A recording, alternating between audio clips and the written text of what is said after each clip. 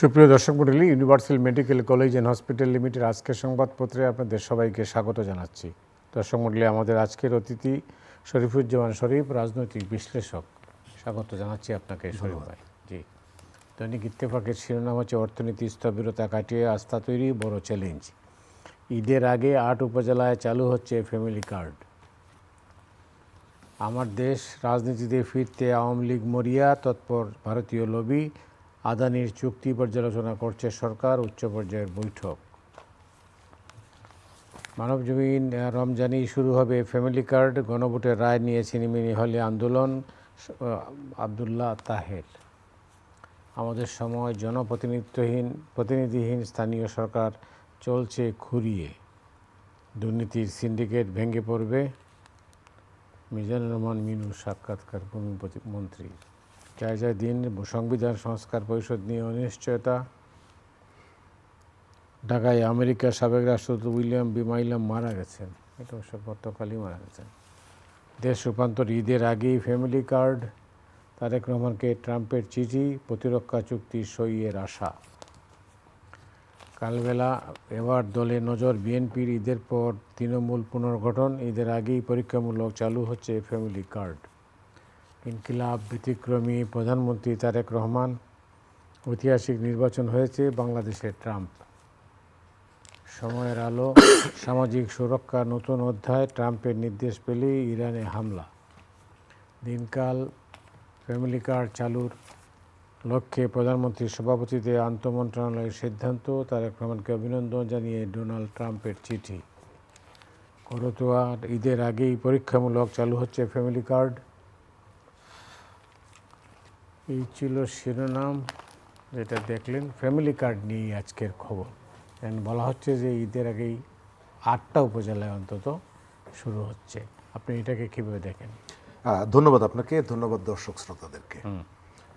সম্প্রতি যে নির্বাচনটি অনুষ্ঠিত হলো, এই নির্বাচনে বিএনপির পক্ষ থেকে যে নির্বাচনী প্রতিশ্রুতি ছিল সাধারণ মানুষের জন্য, স্বল্প আয়ের মানুষের জন্য, তার সবথেকে বড় কর্মসূচিটা ছিল এই যে ফ্যামিলি কার্ড। এবং রাজনীতিতে তার প্রতিপক্ষ এটাকে ধরে সবথেকে বিতর্ক তৈরি করার চেষ্টা করেছে, ব্যঙ্গও করেছে। এবং কখনো কখনো ব্যঙ্গ, কটাক্ষ, আবার কখনো এক ধরনের ধমক, এই ধরনের ঘটনাগুলো আমরা এই অনুষ্ঠানে সম্ভবত আলোচনা করেছিলাম যে নির্বাচনী প্রতিশ্রুতি আর বাজেট বক্তৃতা এক বিষয় না। নির্বাচনী প্রতিশ্রুতি আপনি মোটা দাগে কতগুলো বিষয় বলবেন, এবং যদি ক্ষমতায় যান তারপরে সেটিকে কিভাবে ব্যবস্থা করবেন, এটি আপনার যে টিমগুলো আছে তারা ঠিক করবে। ফ্যামিলি কার্ডের মাধ্যমে যে অর্থটা যাবে সেটা কোথা থেকে আসবে, কিভাবে বন্টন করা হবে, এই প্রশ্নগুলো তোলা হয়েছিল। এবং তার পেছনে একটা খারাপ উদ্দেশ্য ছিল, যে ব্যাপারটাকে বিতর্কিত করা। ভোটের ভেতর থেকে দেখা গেছে যে জনগণ ওই যে কনসেপ্টটা, ওই কনসেপ্টটার প্রতি তাদের সমর্থন জানিয়েছে, ম্যান্ডেটটা দিয়েছে। সুতরাং নির্বাচিত দল হিসাবে, সরকার হিসাবে এটি বিএনপির একটা অগ্রাধিকার ভিত্তিক কর্মসূচি হওয়ার কথা, এবং সেই কাজটি তারা শুরু করেছে। নির্বাচনের দায়িত্ব গ্রহণের সবার আগে এই কর্মসূচিটা শুরু করেছে।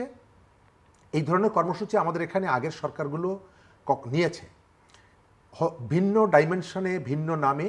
তারা হয়তো আরও বিস্তৃত করে কর্মসূচিটা গ্রহণ করতে যাচ্ছে। আমাদের প্রত্যাশার জায়গাটা হচ্ছে যে এই যে উদ্যোগগুলো, এই উদ্যোগগুলো ওয়েলফেয়ারের জন্য, মানুষের উপকারের জন্য।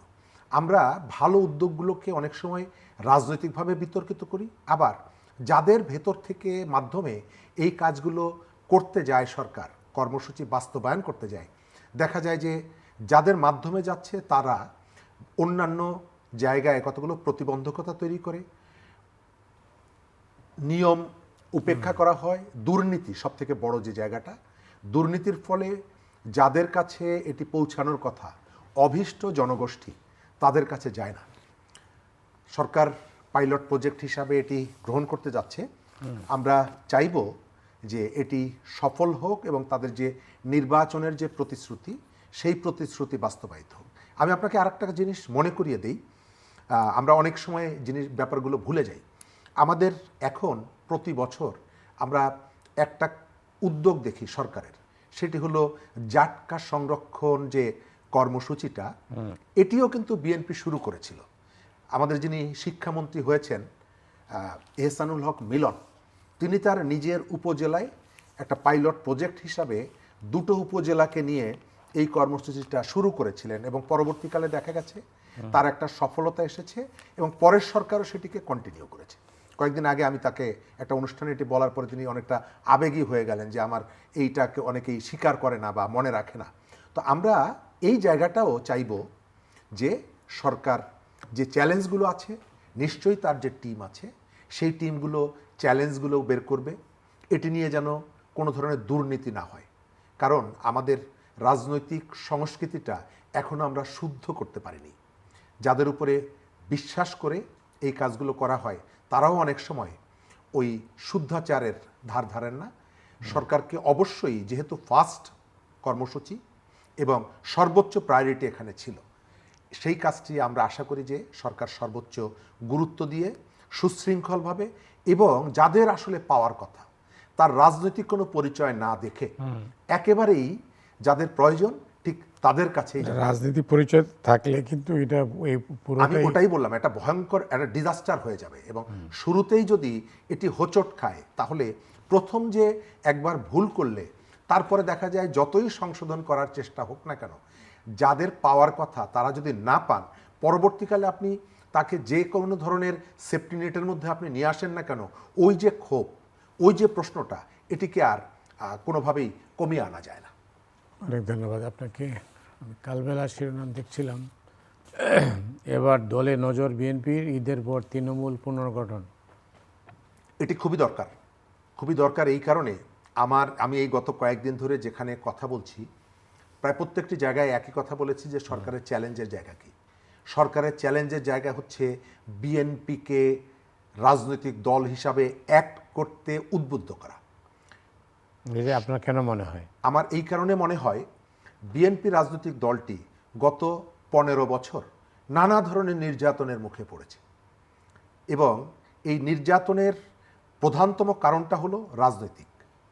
আবার বিএনপি সম্পর্কে যে প্রশ্নগুলো উঠেছে 5 আগস্টের পরে, এই প্রশ্নগুলো সবগুলোই যে অমূলক তা না, অনেক জায়গায় প্রচুর সত্যতাও আছে। যদিও বিএনপি তাদের বিরুদ্ধে রাজনৈতিক সাংগঠনিক ব্যবস্থা গ্রহণ করেছে। একটা রাজনৈতিক দল তার একটা কর্মী যদি অন্যায় করে তাকে শাস্তি দিতে পারে না, এই কাজটা সরকারকে করতে হয়। কিন্তু বিএনপিকে এক ধরনের এমন একটা পরিস্থিতিতে ফেলে দেওয়া হয়েছিল অস্বস্তিকর অবস্থায়। বিএনপি যাদেরকে বহিষ্কার করছে একেবারে ক্রিমিনাল অফেন্স করার পরেও তারা প্রকাশ্যে ঘুরে বেড়াচ্ছে। সব মানুষ তো আর জানে না যে এই লোকটাকে বহিষ্কার করা হয়েছে। সে দেখছে এই অপরাধীটা রাস্তায় ঘুরে বেড়াচ্ছে, সরকার তাকে গ্রেপ্তার করছে না, পুলিশ গ্রেপ্তার করছে না। এটি বিএনপির রাজনীতিকে এক ধরনের প্রশ্নের মুখে ফেলে দেওয়ার একটা সুদূর প্রসারী জায়গার থেকে এটি করা হয়েছে। তো এখন বিএনপির মধ্যে কখনো কখনো এই ধরনের প্রবণতাগুলো দেখা যায় এবং যাদেরকে তারা বহিষ্কার করেছিল কাউকে কাউকে তারা কিন্তু আবার ফেরতও নিয়েছে। এর ফলে অপরাধীরাও এক ধরনের মেসেজ পায় যে আমি যদি অপরিহার্য হই তাহলে আমাকে হয়তো ফেরত দেবে। গত 2 দিন 3 দিন 2-3টি ঘটনা পত্রপত্রিকায় এসেছে। সম্ভবত আজকেও সাভারের দিকে একটা ঘটনা, গতকালকে ফরিদপুরের, তার আগের দিন নওগাঁতে।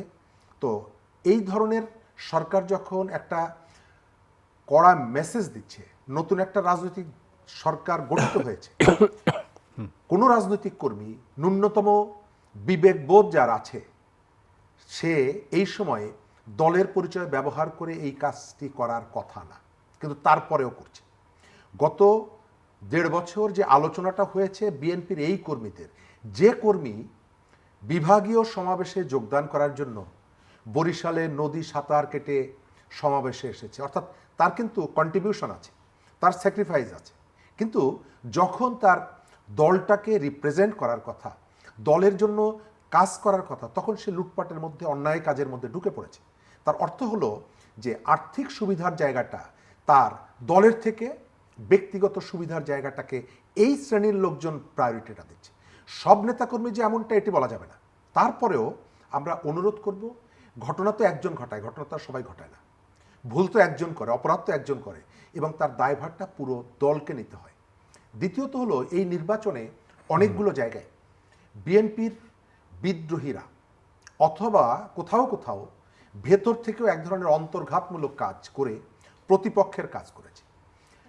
আওয়ামী লীগের মধ্যে অন্য অন্য রাজনৈতিক দলগুলোর যেটা মানুষ ঠাট্টা করে বলে যে লুঙ্গির ভেতরে যারা ঢুকেছিল, বিএনপির ভেতরে কি তারা নেই?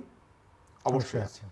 সুতরাং এরাও বিএনপির জন্য একটা চ্যালেঞ্জ হয়ে দাঁড়াতে পারে যদি রাজনৈতিক সিদ্ধান্ত গ্রহণ করে তারা, যে যখন আওয়ামী লীগের ভেতরে ঢুকে কাজ করতে হবে সেই সিদ্ধান্ত তারা এক্সিকিউট করেছে, আবার আওয়ামী লীগ থেকে বেরিয়ে আসতে হবে সেই কাজটি করেছে, আওয়ামী লীগের ভেতরে থেকে নানা রকমের অন্যায় কাজের সাথে তারা যুক্ত থেকেছে, আবার সেখান থেকে বেরিয়ে এসেছে।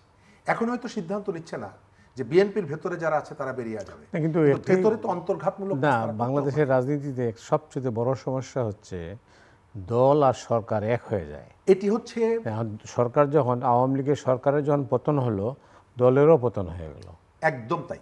এই জায়গাটায় আমার যেটা মনে হয় এটিকে তারা আলাদা করবে, দল দলের মতন করে চলবে, সরকার সরকারের মতো করে চলবে। কিন্তু সেই কখনো সেই নমুনা তো নাই, সেই নমুনা এখনো দেখা যাচ্ছে না। তবে বিএনপির সাংগঠনিক ক্যারিশমা সম্পন্ন নেতা যাদেরকে বলা হয়, এদের অনেকেই কিন্তু সরকারে যাননি বা সরকারে তাদেরকে নেওয়া হয়নি, এমনকি অনেকে পার্লামেন্ট মেম্বারও হননি।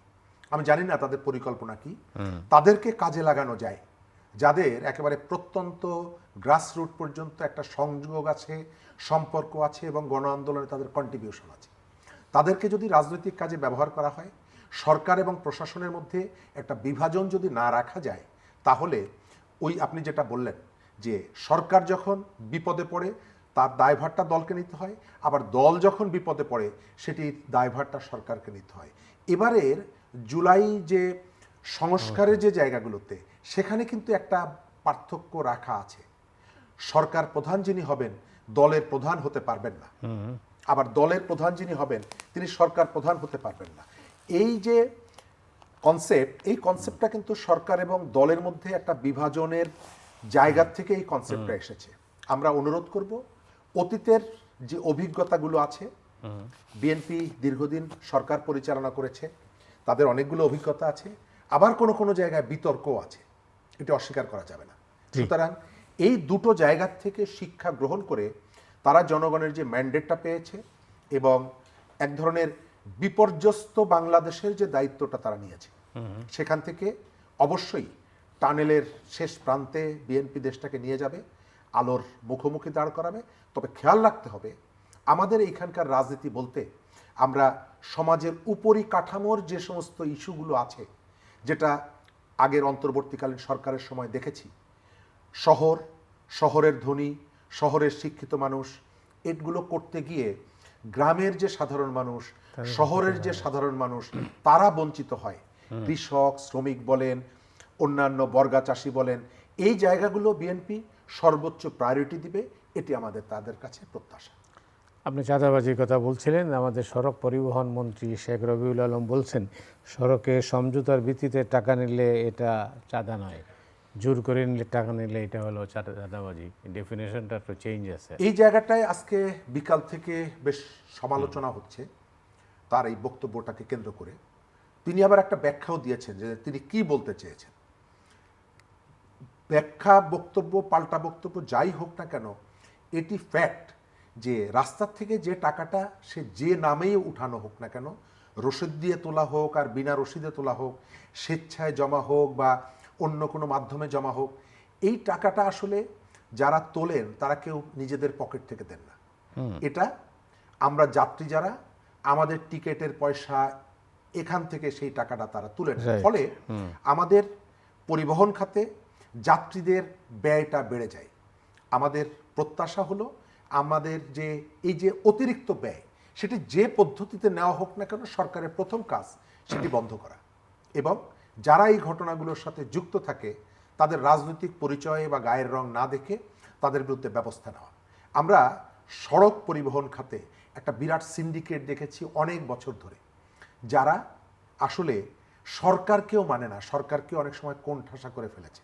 আপনাকে নিশ্চয়ই মনে আছে ইলিয়াস কাঞ্চন, তিনি নিরাপদ সড়কের কথা বলতেন বলে তাকে রাস্তায় আটকে তার গাড়িতে আলকাতরা মেখে দেওয়া হয়েছিল। করোনার সময় এই পরিবহন শ্রমিকরা যারা তাদের নেতাদের জন্য চাঁদা তুলে জমা দেন, তারা কোনো সহযোগিতা না পেয়ে ঢাকায় অনেক জায়গায় বিক্ষোভ করেছে। এখানে দুটো গ্রুপ আছে। গরিব যে শ্রমিক, তিনি আসলে পরিশ্রম করেন কিন্তু তার মূল্যটা পান না, আঙ্গুল ফুলে কলা গাছ হন যারা এই সেক্টরের নেতা। যারা ঢাকায় প্রতি কিলোমিটার বাস ভাড়া 2.5 টাকা, ঢাকায় বাসে পা ফেলার সঙ্গে সঙ্গে আপনাকে 10 টাকা দিতে হয়, এটি হচ্ছে জুলুম। এই জুলুমটা অনেক দিন ধরে চলে আসছে। যিনি দায়িত্ব নিয়েছেন তিনি দীর্ঘদিন আন্দোলন সংগ্রামে তার একটা বিরাট কন্ট্রিবিউশন আছে। আমরা এই জায়গাটায় দেখতে চাই সড়ক পরিবহন খাতকে অন্তত সভ্য করা, যাত্রী বান্ধব করা, এই কাজটি তিনি করবেন। অন্যান্য যারা আছেন তাদের কাছেও আমরা অনুরোধ করব, তারাও যেন কথা বলার সময় আমাদের সমস্যাটা তৈরি করে আসলে কিন্তু কথার ভেতর থেকে। নিরাপদ সড়কের যে আন্দোলনটা নিশ্চয়ই মনে আছে, শাহজাহান খান যদি ওই সময়ে হাসি দিয়ে গণমাধ্যমের সামনে ওই হাসিটা না দিতেন, তাহলে সম্ভবত পরিস্থিতিটা অন্য রকমের হতো। সুতরাং বডি ল্যাঙ্গুয়েজ, আপনার ভয়েস, এগুলো খুবই ইম্পর্টেন্ট। নতুন যারা দায়িত্ব নিয়েছেন অবশ্যই এই বিষয়টি তারা অভিজ্ঞতার থেকে খেয়াল রাখবেন। এই ক্ষেত্রে রবিউল আলমের তো দুঃখ প্রকাশ করা উচিত। এটি আমার ধারণা যে আজকে তার দলের ভেতর থেকেও যে সমালোচনাগুলো এসেছে, আমরা মনে হয় কালকে পর্যন্ত দেখতে পারি যে তিনি আসলে কি প্রতিক্রিয়া জানান। অনেক ধন্যবাদ। দৈনিক ইত্তেফাকের শিরোনাম হচ্ছে অর্থনীতির স্থবিরতা কাটিয়ে আস্থা তৈরি বড় চ্যালেঞ্জ। আপনি নিশ্চয়ই লক্ষ্য করেছেন যে আসলে অর্থনীতিটা কিন্তু এখন নাজুক অবস্থায় আছে। গতকালকে সরকারের অর্থনৈতিক পলিসি এগুলো রিফর্মের জন্য যাকে দায়িত্ব দিয়েছিলেন আগের সরকার, ডক্টর দেবপ্রিয় ভট্টাচার্য, এবং গত অন্তর্বর্তী সরকারের সবথেকে ওয়েল উইশার যারা, তাদের একজন হচ্ছেন ডক্টর দেবপ্রিয় ভট্টাচার্য। তিনি সরকারের সমালোচনাও করেন, আবার পাবলিকের পক্ষেও কথা বলেন। তিনি যে সমালোচনাটা করেছেন, গত 15 বছরের যে ধ্বংসস্তূপ, সেটিকে টেনে তোলার জন্য যে দায়িত্বটা ছিল, সেই দায়িত্ব গত সরকার পালন করেনি, বরং এটিকে আরও একটা ভয়ঙ্কর জায়গায় ফেলে রেখে গেছে। এবং এটি তো আসলে ইকোনমিস্টদের তত্ত্ব এবং তথ্যের প্রয়োজন নেই, আমরা আমাদের প্রত্যেকের নিজেদের জীবন দিয়ে তো আমরা অনুধাবন করি। জুলাই কিছু মানুষের ভাগ্যকে বদলে দিয়েছে। রাজা হয়েছেন, ধনী হয়েছেন, টিউশনি করে চলতেন, বিত্ত বৈভবের মালিক হয়েছেন। আবার জুলাইয়ের পরে অনেক মানুষ তাদের আগেরও যে অবস্থা ছিল সেই অবস্থায় আছেন। তার অর্থ দাঁড়ায় আমাদের এখানে অর্থনীতিকে ভুলভাবে উপস্থাপন করা হয়েছে। আগের সরকারের যতগুলো জায়গায় আমরা বারবার, তারা কিন্তু একটা বিষয় নিয়ে আসতো, মাথাপিছু আয় বেড়েছে, এবং এটি নিয়ে আমরা অনেক সমালোচনা করতাম যে মাথাপিছু আয়ের এটি সত্য ছিল, কিন্তু বৈষম্য ছিল, এবং মাথাপিছু আয়ের এটা একটা শুভঙ্করের ফাঁকি। এই গত সরকারের যে অর্থনীতির ক্ষেত্রে তারা বারবার একটা কথা বলার চেষ্টা করতেন, আমাদের এখানে রিজার্ভ অনেক, আমাদের রিজার্ভ বেড়েছে। বিদায় নেওয়ার সময়ও তারা যে সমস্ত জায়গাগুলোকে তাদের ক্রেডিট হিসাবে আমাদের সামনে তুলে ধরার চেষ্টা করেছেন, তার একটা হচ্ছে রিজার্ভ বেড়েছে। তো আমার পেটে যদি ভাত না থাকে, তাহলে আমার আলমারির মধ্যে যতই টাকা থাকুক না কেন, তাতে আমার লাভটা কি? আপনি এই জায়গায় কর্মসংস্থান বাড়ানো যায়নি, শিল্প কলকারখানা এটি বাড়ানো যায়নি, উৎপাদন বাড়েনি, মানুষের আয় বাড়েনি, ব্যয় বেড়েছে। তাহলে ব্যাংক ধসে পড়েছে, বেকার বেড়েছে প্রত্যেকটা জায়গায়। শেয়ার মার্কেট সেই যে আগের সেই অবস্থা, লুণ্ঠন হয়েছে।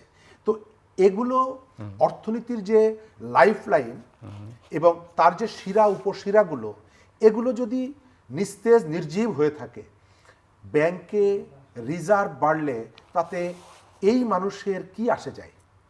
অল্প সংখ্যক মানুষের ভাগ্যের পরিবর্তন সবসময় হয়, কিন্তু মেজরিটি যে মানুষগুলো, তাদের তো আসলে খুব একটা পরিবর্তন হয়নি, খুব একটা চেঞ্জ করা যায়নি। এবং সরকারের যে নীতিগুলো, সেই নীতিগুলো আমরা দেখেছি যে ম্যাক্সিমাম নীতি হলো শহরের মানুষের জন্য। আমি যেটা বারবার বলি, গ্রামের মানুষের কাছে যদি এখন জিজ্ঞেস করা হয়, পল্লী বিদ্যুতের জুলুম, মিটার কিনেছে টাকা দিয়ে, তারপরে প্রতি মাসে মিটার ভাড়া দিতে হয়, এটি তো খুবই অন্যায় কাজ। সরকার চাইলে এটিকে বন্ধ করতে পারতেন না, আমার এটা বিশ্বাস হয় না। এই যে বাস ভাড়ার কথা বললাম, সরকার চাইলে এটি কমাতে পারতেন না, এটা আমার বিশ্বাস হয় না। ইন্টারনেট ব্যয় বাংলাদেশে পৃথিবীর মধ্যে সর্বোচ্চ, শিক্ষার্থীদেরকে এটি বেশি ব্যবহার করতে হয়, সরকার চাইলে এটি বন্ধ করতে পারতেন না, এটি বিশ্বাস হয় না। কিন্তু আমরা দেখলাম স্টারলিংকে নিয়ে এসে বলা হলো আমাদের টেলিযোগাযোগ খাতে এরা বিপ্লব ঘটিয়ে দিবে। কিন্তু সেই যে প্রতিষ্ঠানটি, তারা ইরানে যখন আক্রমণ করা হয় আমরা দেখেছি তারা আসলে কাদের পক্ষে কাজ করে।